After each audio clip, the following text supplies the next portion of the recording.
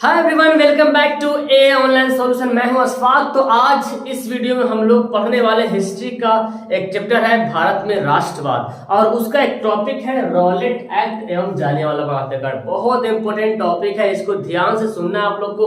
इससे बहुत सारा ऑब्जेक्टिव क्लियर होने वाला है, और सब्जेक्टिव अगर क्वेश्चन आ जाए तो बातों को समझिए, सरल तरीके से समझिए, और उसको आसानी से अपनी भाषा में जब आप लिखोगे तो आपको फुल मार्क्स मिलने वाला है। बिकॉज किताबी भाषा तो हर कोई लिख देता है ना, जो एग्जाम में जब सवाल आता है तो किताब भाषा तो सब लिखता है, लेकिन जब उसको समझ के अपने माइंड से बना के जब लिखते हो तो थोड़ा सा इंप्रेशन लगता है कि हाँ वाकई में लिखा हुआ सवाल है। ठीक है, तो वीडियो को शुरू से लेकर आखिर तक देखना, आपको बात को समझना है। तो चलिए समझते हैं पहले रॉलेट एक्ट है क्या, है ना, इसके पीछे क्या कहानी है। तो आपको पूरा इतिहास पता है कि भारत में अंग्रेजों का कम से कम 200 साल तक शासन रहा है।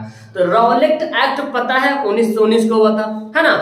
तो 1919 से पहले जो हिंदुस्तानियों को सताया जा रहा था, परेशान किया जा रहा था, हिंदुस्तानी जब 1857 की जब क्रांति, उस टाइम से हिंदुस्तानी भारतीय जो है पूरा राष्ट्रवाद की भावना सभी के दिल में जाग उठी थी, और सब चाह रहा था कि आजादी आजादी हम लेके रहेंगे, आजादी चाह रहा था। पूरा हंगामा किया था हर जगह, मतलब हिंसात्मक कहीं अहिंसा तरीके से आंदोलन चल रहा था।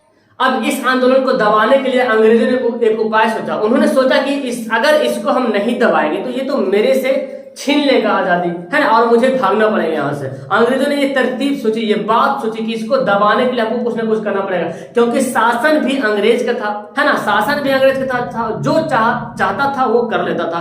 तो उन्होंने सोचा कि हमको ये जो क्रांतिकारी है, क्रांतिकारी जो गतिविधियां हो रही, इसको दबाना पड़ेगा। अगर इसको नहीं दबाया तो कल जाके मेरा बुरा हाल होने वाला है। ठीक है, तो इसी के लिए जो है एक लॉर्ड चेम्सफोर्ड था। क्या था? Lord Chelmsford. ठीक है ना, ये याद रखेंगे, लॉर्ड चेम्सफोर्ड। ठीक है, लॉर्ड चेम्सफोर्ड था। उन्होंने एक सिडनी रॉलेट, देखिए ये जो रॉलेट है ना, ये एक आदमी का नाम था। सिडनी रॉलेट क्या था? एक आदमी का नाम था, और ये था न्यायाधीश। बोले न्यायाधीश, समझ रहे हैं ना, न्यायाधीश जिसको बोलते हैं जज बोलते हैं जी। ठीक है ना, जिसको जज बोलते हैं, सुप्रीम कोर्ट का, हाई कोर्ट का जो जज होता है ना, उसको जज को न्यायाधीश बोला जाता है। ठीक है, तो रॉलेट एक्ट, चेम्सफोर्ड जो था, सिडनी रॉलेट की अध्यक्षता में एक समिति की नियुक्ति की, एक समिति बनाई, और वो समिति का नाम क्या दिया?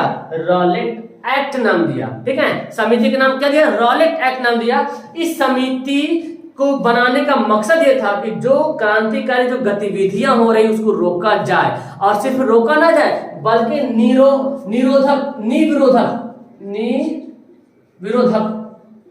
निविरोधकता और दंडात्मक या निविरोधक बोल सकते हैं, निविरोधक और दंडात्मक इसमें लाया गया इस शुरू में। मतलब एक ऐसा रॉलेट एक्ट, एक ऐसा नियम था जिसमें निविरोधक था और दंडात्मक था। मतलब कि इसके विरोध कोई नहीं जा सकता है, निविरोधक, इसके विरोध कोई नहीं जा सकता, और ये दंडात्मक था, उसको दंड भी दिया जाता था। ठीक है, तो इसको जो है 21 मार्च 1919 को केंद्रीय विधानसभा में पारित कर दिया। ठीक है, केंद्रीय विधानसभा में पारित हो गया। अब पारित हो गया भाई साहब, तो हर जगह हंगामा मच गया, है ना। इसका मतलब ये था कि क्रांतिकारियों को दबाना होता था। इसमें रोल ये था, अब समझिए रॉलेट एक्ट में क्या था रॉलेट एक्ट में, इसके खिलाफ कोई अपील नहीं कर सकता था। अगर देखता था कि वो बंदा क्रांतिकारी है, वो लगा कि मुझे नुकसान पहुंचा रहा है ना, मेरे मतलब जो शासन कर रहे हैं, अंग्रेज ने सोचा कि हमने जो शासन कर रहा, अगर इसमें नुकसान पहुंचता है तो उसको क्रांतिकारी माना जाएगा और उसको गिरफ्तार कर लिया जाएगा। उसके लिए कोई अपील नहीं होगा, कोई कोर्ट नहीं होगा, और इसके लिए अलग से एक न्यायालय की स्थापना की। न्यायालय समझ, अलग से पुलिस डिपार्टमेंट जो ये संभालेगी, रॉलेट एक्ट के अंतर्गत जो भी घटनाएं, जो भी काम हो रहा ना, उसको देखभाल करेगी कौन? जो अलग से न्यायालय बनेगी। तो इसमें यह था कि कोई भी बंदा, कोई भी आदमी इसका अपील नहीं कर सकता है, इसका सुनवाई भी नहीं करेगा सरकार, इसके लिए कोई जज नहीं बन सकता है ना, कोई सुनवाई नहीं करेगा। और हाँ, बिना वारंट को पकड़ सकते थे किसी को। जब सरकार चाहती थी कि ये बंदा कोई गलत काम कर रहा है, तो इसके लिए कोई वारंट की जरूरत नहीं है कि हाँ इसने गलत काम किया। बिना वारंट को बिना वारंट के लोगों को पकड़ लेता था, इस तरह जेल में बंद करता था। ये तो गलत बात हुई ना कि हम पे शक कर लिया संदिग्ध व्यक्ति ने, ये आदमी क्रांतिकारी, इसको पकड़ो जेल में डालो, ये गलत काम है ना। लोग बहुत आक्रोशित हो गए, भारतीय हिंदुस्तानियों ने बहुत आक्रोशित हो गया।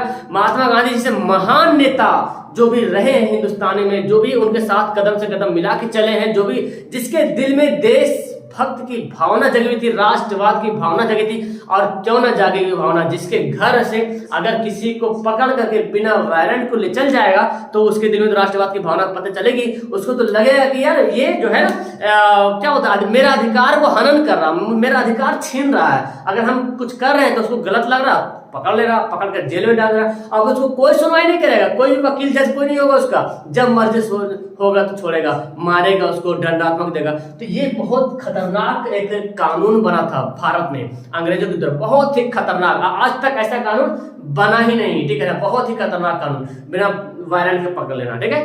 तो इसके खिलाफ जो है देशव्यापी, मतलब देश स्तर पर, पूरे देश में, देशव्यापी पर, हिंदुस्तान में जगह जगह आंदोलन होना शुरू हो गया, और यहाँ तक कि हिंसात्मक आंदोलन भी हुआ, है ना। गांधी जी भी कई बार जेल गए, और भी जो हिंसात्मक आंदोलन करने वाले जो नेता थे, जो लोग थे, वो लोग भी जेल गए, ठीक है ना। तो इसके अंततः एक हुआ 6 अप्रैल, एक डेट रखा गया, 6 अप्रैल 19 को एक डेट रखा गया, और इस डेट को पूरे हिंदुस्तान लेवल पर जो है क्या बोलते हैं, आंदोलन हुआ, हड़ताल बैठा। 6 अप्रैल 1919 को पूरे हिंदुस्तान लेवल पर हड़ताल बैठा गया। अब हड़ताल बैठा गया तो इस कई जगह तो ऐसा हुआ भाई साहब कि हिंसा फैल गया, मारा मारी के नौबत आ गया, लाठीचार्ज हो गया, गोली वोली चल गया, ऐसा भी हो गया, और कई जगह शांति से हड़ताल हुआ। और इसके ये जो बैठक हुआ, इसी के परिणाम स्वरूप फिर जालियांवाला बाग हत्याकांड होता है। अब जब रॉलेट एक्ट हो गया 6 अप्रैल 1919 को, जो ये हड़ताल लागू हुआ, इस हड़ताल के बाद जो है 9 अप्रैल, जस्ट 3 दिन बाद 9 अप्रैल 1919 को 2 स्थानीय लोगों को गिरफ्तार कर लेता है डॉक्टर सत्यपाल, याद रखिएगा, ठीक है ना। यानी कि रॉलेट एक्ट में जो हड़ताल हुआ था, उसके लिए जो है 2 लोगों को गिरफ्तार किया गया, सत्यपाल, डॉक्टर सत्यपाल और किचलू, मोहम्मद किचलू, इसको जो है गिरफ्तार कर लेता, ठीक है ना। अब इसकी गिरफ्तारी जब हो गई थी, इसके बाद जो है लोगों में और जो एकदम गुस्सा हो गए लोग कि मेरे लोग गिरफ्तार हो गए, इसके लिए क्या किया जाए भाई। तो अब सभी लोगों ने इसी की गिरफ्तारी के लिए एक प्लानिंग बना रहा था कि हमको सरकार से कैसे लड़ना है, कैसे क्या करना है। तो जालियांवाला बाग एक जगह है, जालियांवाला बाग पंजाब में एक जगह पड़ता है, जालियांवाला बाग, कभी जाएंगे तो वहां भी आपको मैं दिखाऊंगा। तो जालियांवाला बाग एक जगह है, वहां पे वो जगह ऐसा है कि पूरा चारों तरफ जो है दीवार से घिरा हुआ, पूरा जो है ना बाग घिरा हुआ है, और थोड़ा सा यहाँ पे रास्ता है, यहाँ पर जो भी ऐसे टाइप का रास्ता बना हुआ, मतलब समझ लो बाग ऐसे रास्ता बना हुआ। अब सब लोग यहाँ पे कर रहे हैं, मीटिंग कर रहे थे, ठीक है ना। यहाँ पे कुआं भी पड़ता है, ठीक है ना, सभी लोग बैठ के मीटिंग वगैरह करते हैं। तो डॉक्टर, एक जनरल डायर था उस समय, जिला न्यायाधीश था, और जिला क्या बोलते हैं, डीएम जिसको बोलते हैं ना, वही था, वहाँ उस जिला का, उस जगह का जनरल डायर था। उनको पता चला कि ये सत्य में बहुत सारे लोग जो है, और ये जो दिन था 13 अप्रैल, याद रखेंगे 13 अप्रैल का दिन था, 13 अप्रैल 1919 का दिन था, ठीक है ना। इसी दिन जो है जनरल डायर आता है, पता चलता है कि यहाँ पे कुछ लोग, बहुत सारे यहाँ पे स्थानीय लोग जो है सभा कर रहा, मीटिंग कर रहा, तो जो कि मना है ना, जो कि रॉलेट एक्ट के खिलाफ है। रॉलेट एक्ट में कोई सभा वगैरह करने की अनुमति नहीं था, सभा करना मतलब सत करना। तो इसके अनुसार क्या किया, 13 अप्रैल 1919 को अंधाधुंध गोलियां चला दी। तो जो डॉक्टर जनरल डायर जो था, अंधाधुंध अपने सिपाहियों से गोली चलवाई, इसमें बहुत सारे लोग मारा गए। कम से कम आपको पता होना चाहिए कि 1000 के करीब जो है लोग मारे गए, ठीक है। और बहुत सारे लोग जो है यहाँ मतलब गोली से मारे गए या तो फिर गिर गए। बहुत लोग जब गोलियां चलाने लगे यहाँ, तो आपको पता है भारत के इतिहास में सबसे खतरनाक ये मतलब नजारा रहा, ये मंजर जो है बहुत ही खतरनाक था। बहुत सारे लोग कूदने की कोशिश किया कुआं में, है ना, तो कूदा, लेकिन 1 ठो 2 ठो कूदे तब ना, लेकिन 1 ठो कूदा तो सब अपने, सबकी जान तो प्यारी है ना, तो सब कूदने लगा, तो जो नीचे वाला बेचारा गया तो धंस के रह गया।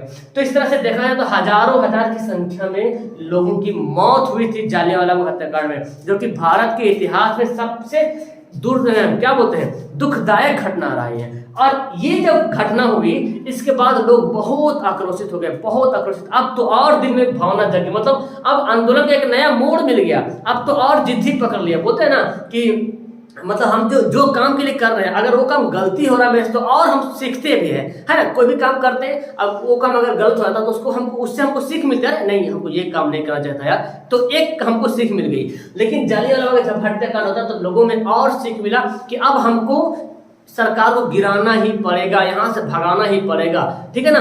तो यहाँ से लोगों को और भावनाएं जगी। अब उसके खिलाफ क्या कहते हैं, गांधी जी तो जानवे करते हैं सत्य और अहिंसा के पुजारी थे, है ना।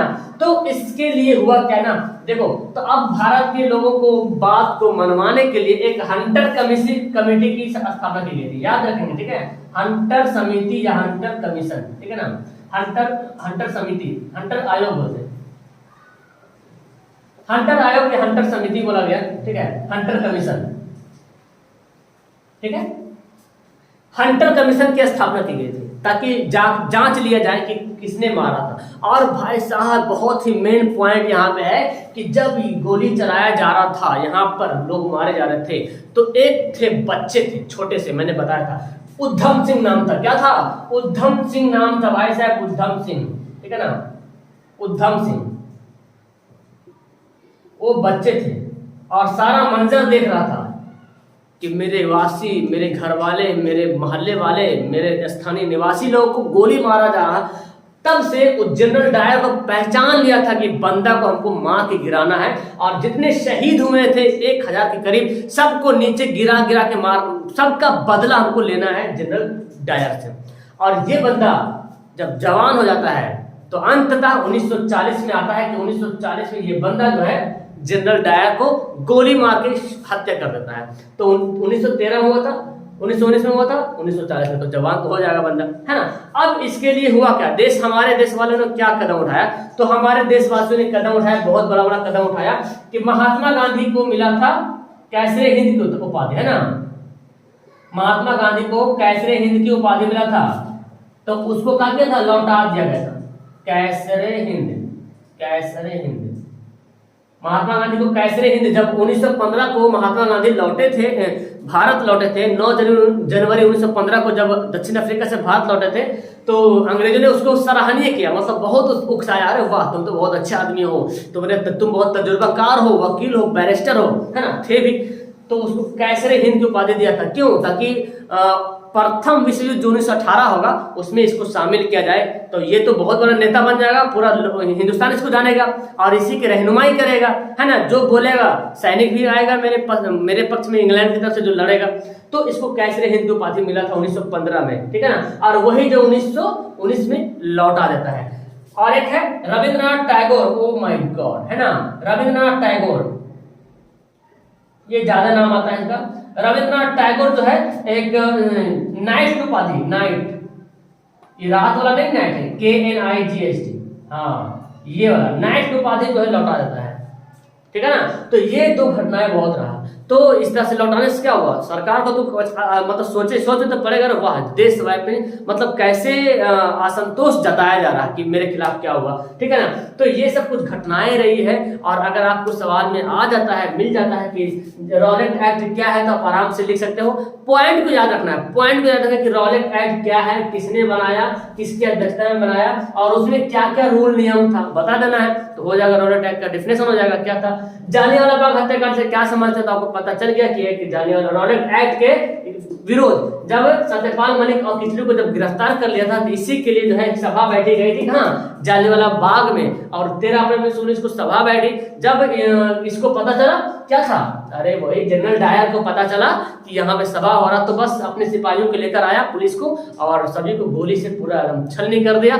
हजारों लोग शहीद हो गए, मारे गए, है ना। इसके लिए, इसके खिलाफ में इसकी जांच के लिए, जालियांवाला बाग हत्याकांड जांच के लिए 13 हंटर कमीशन, हंटर आयोग की स्थापना की गई थी ताकि जांच किया जाए। और इसके विरुद्ध जो है महात्मा गांधी ने उन कैसरे हिंद की उपाधि लौटा दी, और रविंद्रनाथ टैगोर ने नाइट की उपाधि लौटा दी थी। ये पॉइंट बहुत इंपॉर्टेंट बना। तो उम्मीद है कि रॉलेट एक्ट और जालियांवाला जालियांवाला बाग से अगर सवाल आता है तो आप आराम से लिख सकते हो। लेकिन आपको पता है मैं जब भी कुछ पढ़ाता हूँ तो मेरी आदत है कि मैं कुछ ना कुछ होमवर्क देता हूँ, ठीक है ना।